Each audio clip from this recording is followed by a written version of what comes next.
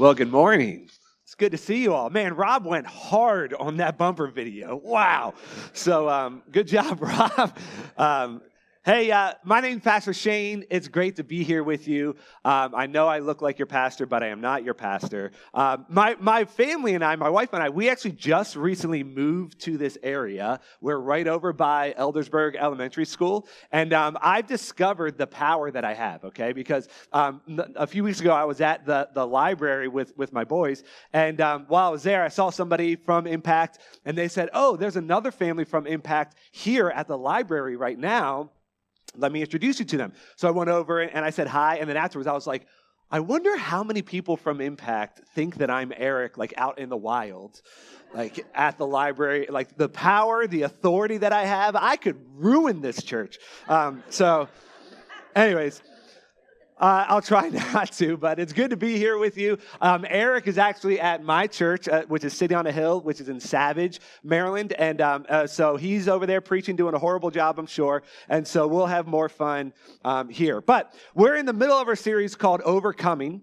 And this month, as you know, you're hearing from different pastors. And we do this because we believe that it is important for us to realize that the church is bigger than Impact. The church is bigger than City on a Hill. It's bigger than all the Restoration and Gaithersburg, all these churches that we're partnering with. And sometimes it's so easy for us to kind of get in our own little bubble and feel like, oh, this is the church world. And the reality of it, even though you know this, is that the church is much bigger than just these walls here, right? And so it's important for us to partner together, realize that we're all on the same team, realize that, hey, we're not alone, and that there are other churches and communities that can be scattered really all over the world because the church is a global church, you know? So that's part of the reason why we like to do this. But we're talking about overcoming things, right? We're talking about how to overcome things in this world. And this month, we're talking about things like how we can overcome our failures, our fears, and our doubts, which are all very important. But there are more than that we overcome in this world. Maybe you feel like you have overcome the odds in your family. Maybe your family has struggled with things like addiction, and then all of a sudden you're like, man, I have it tough right here to try to overcome the odds. Maybe you feel like you have to overcome expectations. Maybe you feel like you have to overcome yourself in a lot of ways. Maybe you got to overcome the people around you. Maybe you just simply have to overcome math. I don't know what it is in your life that you feel like you got to overcome. But when we do overcome something, man, it feels good, doesn't it? It's like when you worked hard at something that was really difficult, and then you get on the other side of it and you feel like, I've made it. I've defeated this thing that was a struggle. It's such a good feeling when you work hard, when you put forth effort, something that maybe has taken a long time, and then you finally get to that other side. It's such a great feeling. So today, we're focusing on something that all of us have experienced, and that's overcoming hurt. Whether or not you have hurt somebody else or you have been the one to have been hurt, we all know what it's like. And you could probably right now give me a long list of all the ways that you've been hurt in your life, whether recently or from a long time ago. We all know the ways that we've been hurt. Maybe you've been hurt emotionally. Maybe you've been hurt spiritually. Maybe you've been hurt relationally. Maybe you've even been hurt physically, and you're overcoming some of those things, you know. But when I was a kid, I got hurt physically all the time. Like all the time. That's my aunt who's laughing at me. All the time. And so much so that my parents were so frustrated and annoyed with the amount of trips that we had to take to the hospital. Actually, one time I broke my collarbone. Well, it's the second time that I broke my collarbone, and I broke it because your pastor broke it, by the way. He tackled me. We were playing football in the front yard. He tackled me, snapped my collarbone, and the whole way to the hospital, my dad, who's a greeter here at this church, yelled at me for not eating vegetables and drinking my milk. That's a true story. That's a true story. I'm just going, oh, I'm so sorry, Dad. My arm is broken. So anyways, but he loves me. So, but I need to give you another example of another time where I got hurt, because I need you to understand your pastor, okay? I need you to understand the type of person that he is, the brother that he is. Okay, so when I was in 7th grade, I was in music class. And I went to go sit down in my chair in music class, and my friends did the old yanking of the chair, right? Out from behind, classic middle school joke, pulled it out when I went to go sit in the chair. So I obviously missed the chair. And then on my way down, I hit my head on the chair. So my music teacher saw it happen. And he saw my head hit the chair and immediately goes, "Don't move." So keep in mind, when you're in 7th grade, you're already awkward, right? You're already weird. If you're any middle schoolers in here, you're great, but you're a little weird. It's okay. You'll get over it. And so I was in 7th grade. I'm already awkward, already weird, and I'm embarrassed because in the middle of this whole class, everybody started laughing. They saw me go down. But then when my music teacher saw it happen, and he freaked out and said, "Don't move." So in my head, I'm like, I'm paralyzed, right? Now, I was actually fine, but in my head, I was like, I'm paralyzed. I'm going to die right here on the floor in this music class. So he goes, "Don't move." And he comes over, he kneels down to me, and he's like, "Is your neck okay?" And I'm like, "Well, now you mention it, no, it's not. I can't move it. I can't move my head." So he calls the front office. The front office calls for paramedics to come to the school. And in addition to that, calls for a code red over the entire school. I went to Chapelgate, so it was a middle school and high school, so 6th to 12th grade. And so they call code red over the whole school, which means nobody leave the classroom. Nobody knows what's happening outside of in the music class. Then after they say code red over the entire school, they also say over the intercom, "Eric Valenstein, will you please come down to the music class?" So he's like, what is going on? So he comes downstairs. I'm laying there. The paramedics are working on me. They put a neck brace on me, and they're trying to figure out, what's wrong, what's happening. And so my brother's standing there, your pastor, standing there, and he's looking at me. And the principal turns to my brother, your pastor, and says, "Why don't you hold his hand?" I don't know how well you know your pastor. But he looked at him, he went,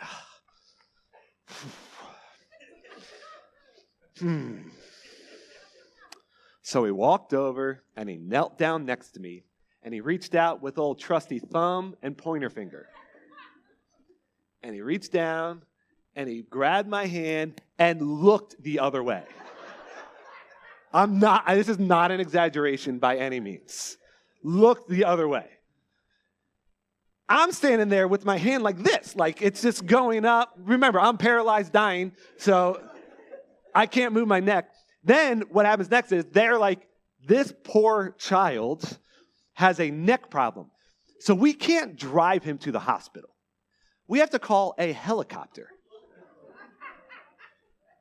to land on the soccer field. True story. Helicopter comes, lands on the soccer field. My brother, your pastor, who loves me and cares for me and always looks out for me. He's older than me, by the way, 2 years older than me, protects me, all those things, holding my hand just barely, touching me with the least amount of skin possible. Then the paramedics say to my brother, your pastor, "Hey, do you want to ride in the helicopter with your poor little broken, paralyzed brother?" And this is like 10:30 in the morning. You get out of school all day. He said no. He would rather stay in school than get a free helicopter ride, get out of school. Well, it wasn't free for my parents, but for him, get a free helicopter ride. Then he would rather stay in school all day, let alone even caring for his little brother, let alone even looking out for him. So as you can see, I've totally overcome this hurt in my life. And there's no other thing that I need to talk about with a therapist or anything. But that's your pastor. He will always care for you. He will always look out for you. But there are stories about physical pain and hurt. There are stories about emotional pain and hurt. There are things, like when you're hurt physically, you can put your arm in a cast if you break it, and it'll heal over time, right? But the emotional scars that you have in your life, it's not really that way. Sometimes it's like, okay, well, how do I heal from this? How do I recover from this? I can't just put my heart in a cast and then all of a sudden everything is fine. Those hurts can linger and stay with us for years and sometimes even a lifetime. And unfortunately, we live in a world that is filled with hurt, that is filled with pain, and that is filled with abuse that many of us in this room have experienced in some form or fashion. We know what it's like to be hurt by somebody, and we also know what it's like to hurt somebody else. And because we all know what it's like to be on both sides, it boggles my mind how insensitive we can be towards one another who are going through hurt and pain. Here, you want to know the worst thing that you can do when you encounter somebody else who's dealing with hurt? The worst thing you can do is walk over and say, can't you just get over it? Like, isn't it time? You've been dealing with this long enough. You just need to get over it. And now in some situations, we do need to start taking steps to move forward, right? But I can tell you what's not going to help that person take those steps. You saying, isn't it time to get over it? Like, that's not a helpful situation at all. But we all respond to hurt and pain in different ways. And if we're truly going to overcome our hurt and pain that we have in our lives, we have to look at how Jesus handled it. When you think of these sort of things in your life, maybe you're dealing with something right now. Maybe it's something you've been hanging on for a long time that you haven't gotten over. And then you look at the way that Jesus handled hurt and pain. The important thing is to know Jesus understands what you're going through. Now you may say, well, Jesus, you're not in my situation. You don't know what I'm going through. Jesus, you don't understand the what's going on in my marriage right now. Jesus was never married. How could he know what's going on in my marriage and in my relationship with my spouse? We have to understand that what Jesus has gone through in his time on this earth, he went through every emotion, pain, hurt, abuse, hardship that you could imagine. He understands feeling broken. He understands feeling betrayed. He understands feeling hurt. In Matthew 27, we get glimpses of the horror, the torture, the physical abuse, the emotional abuse, and the psychological abuse that Jesus went through. We get a clear picture of everything that he had to handle. It says in Matthew 27, verse 26, then he, talking about Pontius Pilate, released Barabbas to them, but he had Jesus flogged and handed him over to be crucified. So in this situation here, okay, Pontius Pilate, he receives Jesus. You know this story. He's arrested by the Pharisees, by the Jewish people. They bring him to Pontius Pilate, and they say he needs to be put to death. He needs to be crucified. They wanted Jesus destroyed.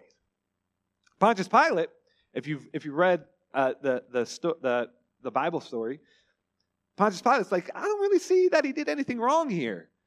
But the outcry was so overwhelming that he was like, okay, I'm gonna release Barabbas and I'll have Jesus flogged. Now, that word flogged, in just that sentence and that word there's so much that is happening, and it's very easy for us to just skip over this. Many commentaries actually believe that Jesus was flogged up to 4 times. Now, maybe you don't know what flogging is, so I'll describe it to you. Jesus was, and any person who was flogged, they were stripped naked, and they were handcuffed to a post, while a Roman guard would beat them with a torture weapon called a flagrum. A flagrum was a whip that had several leather strips on the end, and then on the ends of those leather strips, they tied onto them pieces of bone, pieces of glass, pieces of metal. So when they would whip the person, in this case being Jesus, the whip would wrap around their side and just shred the flesh to pieces. Just rip it apart. And they would do this over and over and over again until that side was so damaged that then they would move to the other side. And in the Jewish culture, they believed that you would die after receiving 40 40 lashes. So they would go up to 39 so that you wouldn't die. But that wasn't always the case. And in the Roman culture, that wasn't the case, which is where Jesus is at this time. A victim of flogging would often vomit, would have uncontrollable tremors. They would pass out, and some would actually die from the flogging in and of itself. It is a horrendous form of torture. It's something that I can't even imagine. And some of them wouldn't even get to the crucifixion. But not only was this physically brutal, it was also emotionally humiliating. For Jesus, who is supposed to be the King of the Jews, the Messiah, the Savior, and he's put on display in front of this crowd, and it's put through this form of torture. This was something that was so cruel that the Roman culture, it was against the law for a Roman citizen to be flogged. It was actually only reserved for slaves and foreigners. A Roman citizen would not be allowed to go through flogging. That's how horrendous this is. Then we continue on in verse 28. They stripped him and put a scarlet robe on him, and then twisted together a crown of thorns and set it on his head. They put a staff in his right hand. Then they knelt in front of him and mocked him. "Hail, King of the Jews," they said. They spit on him and took the staff and struck him on the head again and again. After they had mocked him, they took off the robe and put his own clothes on him. Then they led him away to crucify him. So as brutal as a flogging was, it was only the warm-up to the crucifixion. The crucifixion is just an excruciating form of torture and death. And you know, stakes were driven through the wrists and the ankles. The person was stripped naked, and then they were hanging on this cross for hours in the heat of the day. And the worst part about crucifixion is that they didn't necessarily die from the wounds or the stakes going through their wrists and their ankles. They died from suffocation because you couldn't breathe. In order for a victim of crucifixion to receive a breath, they would have to pull up on those stakes driven through their wrists just to catch a breath and then go back down and not be able to breathe. It's just horrendous. What Jesus went through is unimaginable, unbearable. The physical pain alone is unbearable. But also the humiliation and the emotional abuse that he endured is heartbreaking. And then in addition to that, almost every person that was close to him abandoned him. In addition to that.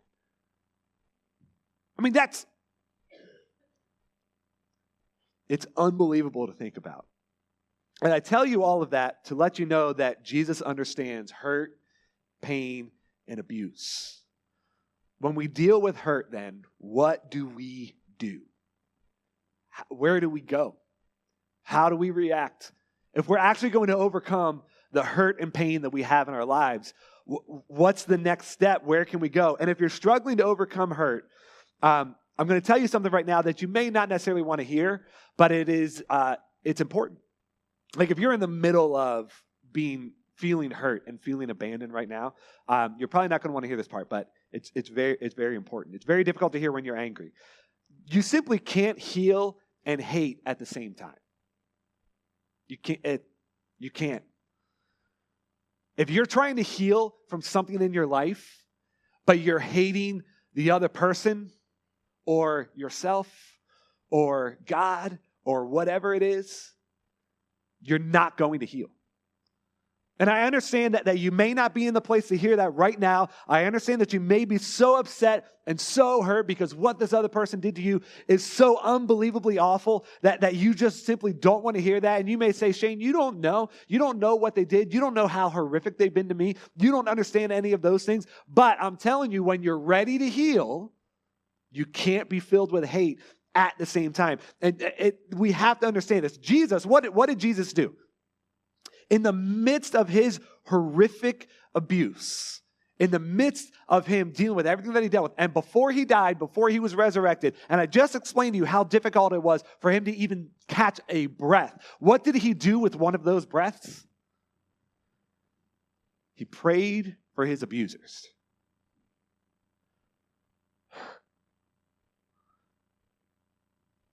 He prayed for those who hung him on a cross. He prayed for those who flogged him up to 4 times. It isn't easy to pray when you're angry. I get that. And I've been there. It's not easy. That when you stay angry, you will stay the victim. Now, I need to stop there just for a second, okay? Because it's also very important to understand. You do not and did not deserve the hurt and pain that you have felt in your life. I don't want you to feel like I'm standing here doing what I started out in the beginning of the sermon by saying, hey, don't just go up to somebody and say, hey, it's time for you to get over it. That's really not what I'm doing here. It's important to recognize and understand that the hurt and pain that you have felt and received in your life is not something that you deserved. It's not something that you should have. Because some of us, when we deal with those sort of feelings, all of a sudden we look at ourselves and we say, well, it's because I'm the way that I am that I am dealing with this. Maybe I deserve this. Maybe I should look at myself a little more. And there's always something for us to learn about ourselves in the midst of pain. You know, pain is God's megaphone, and when we're vulnerable, it's a great opportunity for us to change things in our life. But those things are not the reason that you're going through hurt and pain. You didn't deserve it. You didn't bring it on yourself. It's just part of being in this world. It's not your fault that you have been wronged, okay? It's not your fault. It's not your fault that you've been abused. I'm not putting the blame of your hurt onto you. But what I am saying is, if we are ever going to heal, we can't stay angry. We can't be filled with hate. Because when we do those things, we will remain the victim. We will stay in that spot. We will continue to live in the middle of those things. And if we're talking about how we can heal and how we can overcome from the hurt that we deal with, look at what Jesus said in verse 34. Father, forgive them, for they do not know what they are doing. I understand that sometimes the idea of forgiveness simply seems impossible. I get it. I felt it. Forgiveness is often a process. It takes time. Forgiveness is literally an act of God. But here's the other thing. So if you are a follower of Jesus, if you claim to be a Christian and you're in this room right now, I need you to hear this. If you're not, if you don't know where you stand, if you're like, I don't know if I believe this whole Jesus thing, that's okay. It's still important for you to hear this. But this next part, what I'm about to say, is not necessarily directed right towards you. We just want you to get to know Jesus first. That's the first step. But if you are a follower of Jesus, if you are a Christian, here's what you need to know. Forgiveness is not optional. It's not an option. If you follow Jesus, it's not like you can opt into forgiveness or not. If you are a Christian, you are called to forgive. You're called to it. It doesn't mean that you can just stay in your hurt and anger and pain forever and hold this grudge against somebody else. Jesus didn't die on a cross so that you could hold the grudge against another person that you've been holding for the last 10 years. Jesus didn't hang on a cross and forgive the people who literally put him there so that you could hold on to all of your hurt and pain. He died on a cross so that you could experience the same forgiveness that he was offering to his very own abusers. So when we follow Jesus, when we take on the name of Jesus Christ in our lives, we have a responsibility to offer that same forgiveness to everybody else that we encounter. Who do we think that we are that we hold on to it? It's not an option. Now, I understand it's a process. I understand it takes some time. But if we aren't working towards it, if you're not taking steps towards it, and you want to sit there and you want to hold it, and you want to be angry, and you want to be frustrated, and you want to have a reason for you yourself acting like a jerk in the process, which is really what we're doing. When we get hurt, we feel like, well, now I have a right to treat other people poorly. Now, hey, I'm mad right now, so I'm going to take it out on other people. And we feel justified in it because of what somebody else did. It doesn't make any sense. But that's the way that we operate as human beings, is it not? Jesus hung on a cross with his breath. He pulled himself up and said, Father, forgive them, for they do not know what they are doing. Are you kidding me? And then that same forgiveness is also offered to you and I. All right, let's talk about what forgiveness is then. All right, if it isn't optional, what does it mean to forgive? Let me tell you what it isn't, okay? Forgiveness is not letting your abuser or your offender off of the hook. Because that's what we think. We're like, oh, great, so they just get off scot-free? No, there are still consequences for the way that we behave in our world. We don't serve a God of karma. We serve a God of grace and forgiveness. But our actions have consequences to them. The way that we behave, the way that we go about things, there are consequences. And we think, well, if I forgive them, then we just let them off the hook. They're just nothing that they have to deal with. It's not saying that you are free and there's no consequences, but it is releasing your offender to God. And it is on your side, trusting that the God of the universe, who says, I will take care of you, who says, I will provide for you, who says, I will help you overcome. It also says in the book of Romans that we are more than conquerors. That same God, when we forgive somebody else and we release that situation to God and we forgive them, we now are leaning into the trust that we have in the God of the universe, who says, I will provide everything for you so that you are now more than a conqueror. Rather, you have overcome. That's what we're doing. It's letting go of your need and your desire to control the situation. So when you pray the same prayer that Jesus prayed while hanging on the cross, all of a sudden, powerful things happen. All of a sudden, big things happen. And your prayer for others may not change them, but I'm telling you, it's going to change you every single time. That's what's going to happen. But we have to get to a place where we're willing to let go. Your forgiveness frees you from hatred. It frees you from anger. It frees you from that root of bitterness that can build up in our lives, that then impacts and affects every other aspect of your life, that then makes you miserable. When you forgive, does it mean that things go back to normal? Hopefully not. Instead, I pray, and what happens is your relationships now are better because of the forgiveness, because of the situation that you have overcome together. It's so important to do. And it's life-changing.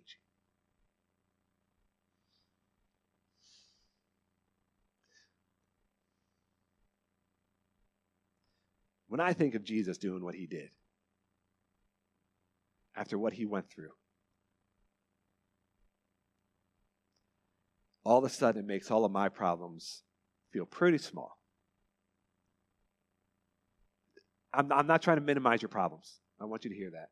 I'm not trying to minimize your problems.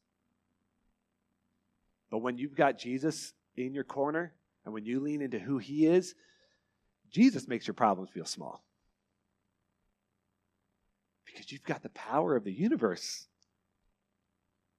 in your corner. I'm going to invite the worship team up as we get ready to close. And I want to close with a prophecy from the Old Testament about what Jesus would do for us. In Isaiah 53, verses 4 through 5. It says this, surely he took up our pain and bore our suffering. But he was pierced for our transgressions. He was crushed for our iniquities. The punishment that brought us peace was on him. And catch this. And by his wounds, we are healed. Because of what Jesus did, now all of a sudden healing is available. Mercy is there. Grace is there. Forgiveness is there. You don't have to be defined by your hurt and your pain. You don't have to be defined by that relationship that has impacted you in this horrific way. You don't have to be defined by your past. You don't have to be defined by your own failures, but rather you are defined by the God of the universe who says, hey, you are enough. Hey, you are my child. Hey, I care about you so much that I sent my son to go through literal torture, hanging on a cross for you. That's what you're defined by. That's the God that we serve. So I'm not going to sit there and hang on to my hurt and my pain and allow that to have any more power or control over me. I'm going to let go of it and give it to God and say, God, you've got all the power. You've got all the control. God, you know what I'm feeling right now. You know how much I'm hurting. You know how much I'm struggling, but I'm trusting in you to provide everything that I need.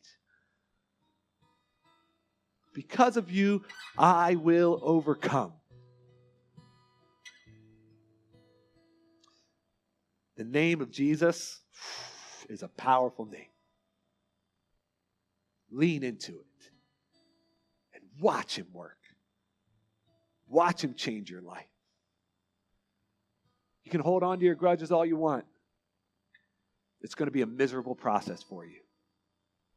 Or you can let it go. You can not give it any more power over your life.